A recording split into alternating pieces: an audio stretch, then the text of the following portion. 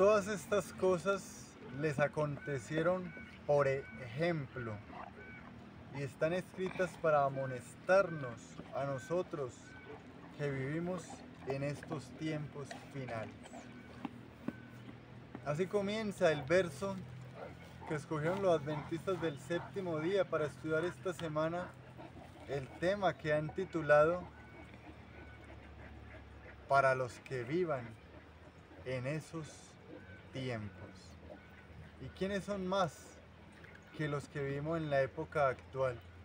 Tiempos de crisis, tiempos fatales, tiempos de tomar decisión. Por eso en esta hora nos hemos animado a compartir contigo un mensaje que resume ese estudio que los adventistas del séptimo día a nivel mundial realizan sobre la palabra de Dios y que en esta semana estará basado en diferentes textos, específicamente mencionando cómo historias del pasado de alguna manera dan una alusión a lo que son eventos claros y claves que la profecía predice sucederán en estos tiempos finales. Por lo tanto, será importante repasar historias como la de Sodoma y Gomorra, relatada en Génesis del Antiguo Testamento de la Biblia. La historia de Noé, también anclada en el capítulo 6 del primer libro de la Biblia llamado Génesis. También comentarios que realizan expositores y hombres inspirados por Dios y por el Espíritu, como Judas y como Pedro en el Antiguo Testamento, haciendo alusión a estos relatos.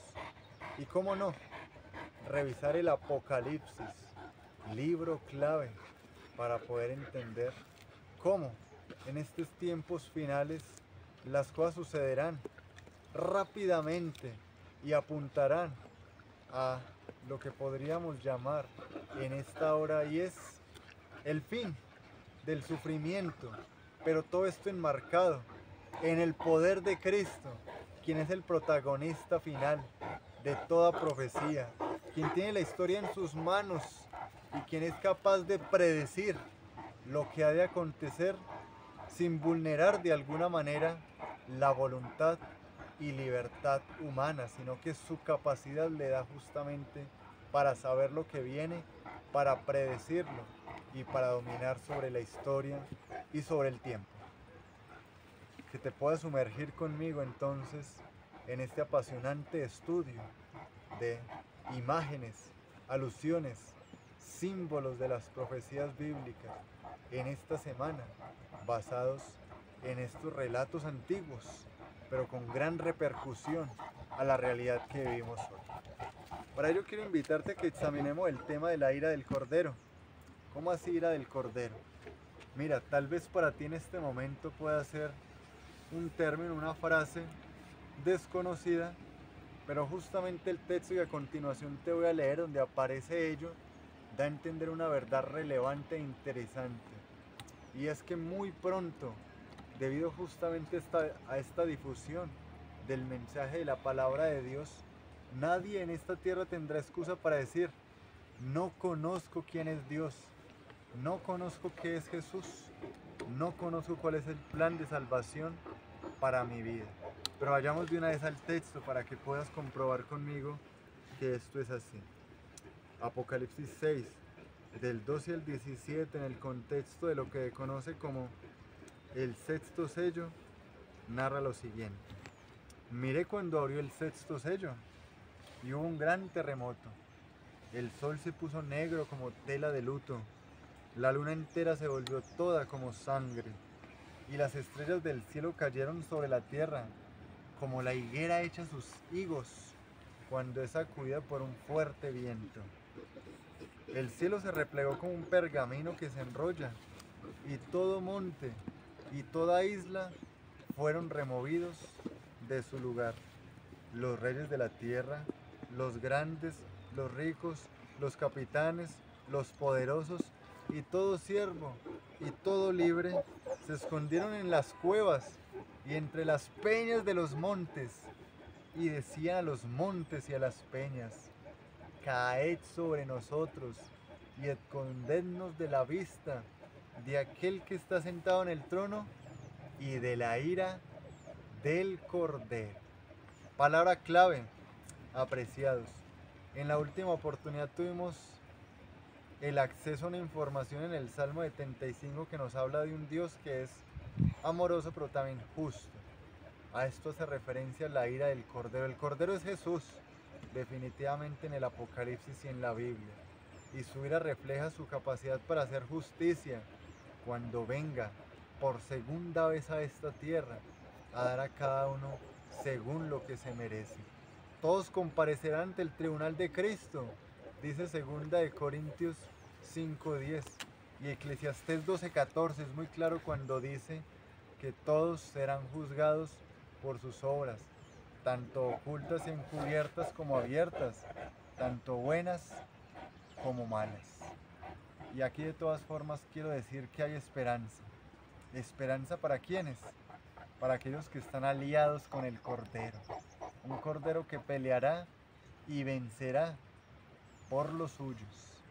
Hay esperanza entonces en el juicio, cuando estamos aliados con el bien.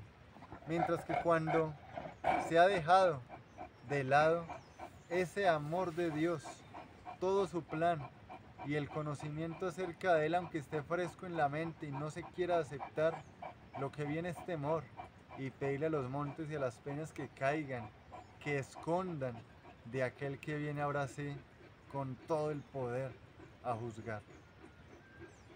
Pero no podemos dejar de lado en este primer tema que se menciona la ira del Cordero, justamente lo que uno podría aludir y decir en esta etapa de la historia final de la Tierra. Cuando por ejemplo un terremoto mundial acaba con todo. Cuando dice que ni siquiera un monte o una isla permanece porque ha sido removida. Cuando se menciona que hay tanta excitación en las estrellas del cielo que parece que cayeran como a modo de estrellas fugaces pero de forma real. Y entonces haya una iluminación aparentemente en medio de esa oscuridad. Que también el sol y la luna reaccionen, ella volviéndose como sangre. Y el sol dice que se puede comparar como una tela de luto, una tela de silicio. ¿Qué alusión entonces podemos hacer según lo que se menciona en este texto? Bueno, la alusión principal, apreciados, es que nuevamente Cristo se tiene que convertir en el refugio para aquellos que están con Él y que van por el bien. Y cierro esta primera parte de la ira del Cordero mencionando que de alguna manera, en aquel tiempo antiguo, cuando sucedieron cosas parecidas como un diluvio universal, la gente sabía de alguna manera quién era Dios, sabía su plan para ellos, y es el tema que vamos a tocar a continuación. Y sin embargo no es por falta de conocerlo que se van a perder y que le van a decir a las cuevas y a los montes que los tapen. Es a causa de que no se quieren decidir por Dios. ¿Tú te quieres decidir? Es tu oportunidad. Muy bien, como decimos, pasamos a otro momento en donde podemos hablar ahora de un tema que se conoce como evangelización. Evangelización de Noé. Y claro, aludir al Génesis para hablar de Noé es clave. Y leer en Génesis capítulo 6 cómo era la situación moral de la humanidad en aquel tiempo antiguo de aquel gran profeta de Dios. Se dice que el corazón de los hombres era continuamente solamente a lo malo y de alguna manera estaban dejando a Dios de lado. Mateo capítulo 24 también hace una alusión por medio de Jesús a esa época antigua cuando dice como en los días de Noé, cuando realizaban tantas cosas como comer, beber, vender, plantar, edificar, pero lejos de Dios, de un momento a otro, repentino, vino la destrucción sobre la humanidad conocida. Y entonces es una alusión nuevamente a lo que va a suceder en estos tiempos finales de la historia del mundo. Aunque no lo crean muchas personas, aunque hagan fábula estos relatos y los consideren unos mitos, eso del diluvio, eso de destrucción de grandes ciudades, como vamos a ver también a continuación cuando hablemos de Sodoma y Gomorra, fueron realidades que quedaron plasmadas en la Biblia, que la tomaron autores del Nuevo Testamento, donde Jesús las vuelve a mencionar para decir, esto es verdad, tengan cuidado, entiendan que lo que está por venir es real y que también va a ser repentino. En términos de éxito uno podría decir Noé, un predicador que casi por todo un siglo advirtió a las personas que entraran en su barca, la que él estaba armando a su propio puño y con la ayuda tal vez de sus familiares y algunos amigos. Y solamente, dice el relato bíblico, 8 personas entran en esa arca y son salvas. El resto de la humanidad es perdida. Y de alguna manera se puede observar aquí que esto es una fuente de información clave para lo que puede estar sucediendo actualmente. Cuando los burladores digan, ¿acaso no fue como en el principio? ¿Acaso nuestros primeros padres, o tal vez nuestros padres que ya durmieron, no vieron las cosas igual a como las estamos viendo nosotros? Y entonces se burlarán, dice Pedro, de toda esta entramada, de toda esta historia que se ha de repetir en estos tiempos finales. Pero aquellos que crean, y no solamente que lo crean de una forma racional, sino que se comprometan de corazón con esta verdad, van a alcanzar el verdadero objetivo de esa evangelización. Todos los que de toda nación, tribu, lengua y pueblo escuchen este mensaje de que Cristo viene pronto y que está por retornar para acabar con el mal y para llevarnos al cielo, entonces entenderemos que nos hemos salvado como tizones arrebatados del fuego, porque una verdad que tal vez no era tan popular, que era empequeñecida por las filosofías, las ciencias, las sutilezas de este mundo moderno, de esta contemporaneidad, finalmente resultó que la verdad era lo que estaba en la palabra de Dios y que los pocos no estaban equivocados, los pocos tenían la razón. Pero pasemos a otro tema, centrémonos específicamente en Sodoma y Gomorra, algo que también se menciona en Mateo 24 por medio de Jesús, donde dice, como en los días de Lot. Y aquí también se utilizan figuras parecidas a las que se utilizaron con respecto a los días de Noé, pero me gustaría directamente que pudieras llegar también a escuchar de primera mano lo que va a acontecer después de lo que se menciona allí. Y es en el relato justamente de Lucas, donde se menciona el episodio de Lot, y allí nos da una ampliación interesante en el contexto de un momento donde va a haber poca fe en la tierra. Dice, cuando venga el Hijo del Hombre, ¿hallará fe en la tierra?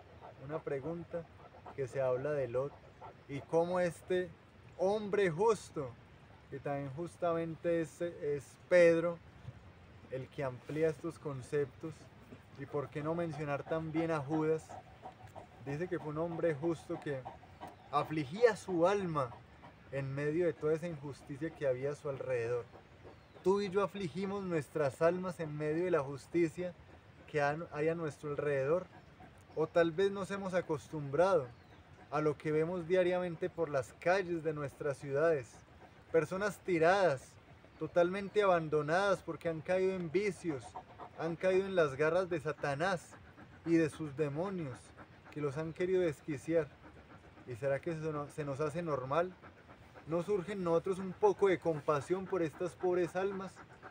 Pero tal vez no vayamos específicamente a esos cuadros tan tristes y pensemos en otros que aparentemente están bien vestidos, caminando por esas mismas calles, con riquezas materiales, con grandes títulos académicos, con prestigio, con honores, pero tal vez esclavos de algo mucho más grave, un egoísmo, un orgullo, una incredulidad, un alejamiento de Dios que se genera justamente como pecado y que los hace personas vacías, tristes y realmente desoladas como aquellos otros que aparecían tendidos en las calles de la ciudad. Pues bien, el relato del Antiguo Testamento con respecto a Abraham, cuando intercede por esa ciudad llamada Sodoma, en el momento en el que justamente su sobrino Lot vivía en ella, es interesante. Comienza en un diálogo con Dios donde le pide que si de alguna manera solamente hay la ciudad completa y salvarla. Y saben, esto se da en el contexto de un Dios que comparte su secreto con sus amados. Y eso es lo que pasa con las profecías. Lo dice directamente Amós, capítulo 3, versículo 3 y también el 7, donde dice que Dios no hace nada sin compartir su secreto a sus siervos, los profetas. Amós 3:7, porque Amós 3:3 habla de andar dos juntos y de ponerse de acuerdo. Pero eso de andar dos juntos me lleva otra vez a Abraham. En ese relato entonces le dice Dios, pero si hubieran 45 justos, tú que eres ya una persona de confianza para mí, lo trata casi como un amigo, Abraham, a Dios. Dios le dice, claro que sí, por 45. Abraham entonces va un poco más allá y pide por 40. Si hay 40 personas que te reverencian a ti, ¿tú no salvarías a toda la ciudad por amor a ellos? Claro que sí, Abraham, responde Dios. Bueno, Abraham dice, utilicemos ahora el diálogo para ir un poco más allá. Y si hay 30, con 30 perdonaré, salvaré la ciudad. Con 20, Dios, Jehová, tú eres misericordioso, dice Abraham. Claro que sí, con 20. Perdone mi última petición, dice Abraham. Y si solamente hubieran 10 personas, con 10 se salvará. Yo creo que Abraham deja allí porque él estaba seguro que mínimamente Lot con su familia iba a cumplir ese número de 10. Y según el relato sabemos que lastimosamente Sodoma fue una ciudad que según Ezequiel capítulo 16, una ciudad ociosa, una ciudad con hartura de pan, una ciudad orgullosa como la que hemos mencionado, que puede ser el corazón, la síntesis de muchos pensamientos actuales de personas que dicen no necesitar a Dios porque lo tienen todo materialmente, porque son aparentemente exitosas y porque les ha ido bien gracias a las bendiciones de Él, aunque tal vez no lo hayan notado que provienen de Él y crean que es porque se lo merecen y gracias a lo que han alcanzado con su esfuerzo, inteligencia o poder. Pero el resultado de la actitud de Sodoma de alejarse totalmente de Dios ante la demostración de perversiones tan grandes me muestra a mí también cómo la situación inmoral y perversa de nuestro mundo hoy va a llegar finalmente a un basta de parte de Dios. Pero tomando Ezequiel 16 fuera una aplicación todavía más profunda, Dios le dice a su pueblo, al pueblo de Judá, que habían sobrepasado inclusive la maldad de Sodoma. Y uno se puede asombrar, pero el pueblo de Dios, que ha sido depositario de sus leyes, ¿cómo puede recibir una amenaza tan potente de parte de Dios en el contexto de compararlos con una ciudad tan perversa como fue Sodoma?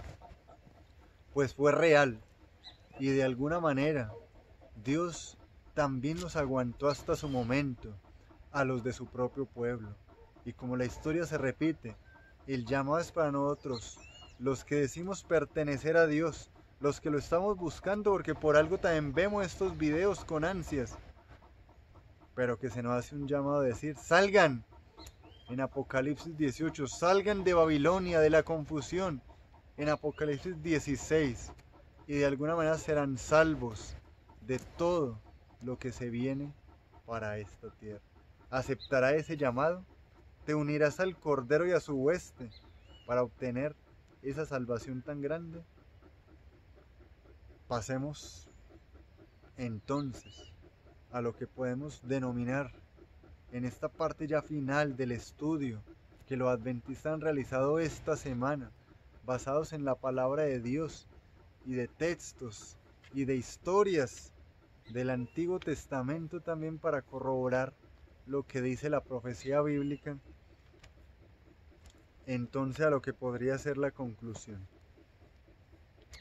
Mira, el llamado es muy claro. Va a haber una división entre los que acepten a Dios y aquellos que lo rechacen. Los primeros recibirán de alguna manera lo que se mencionó en Apocalipsis 14, el nombre de Dios en sus frentes.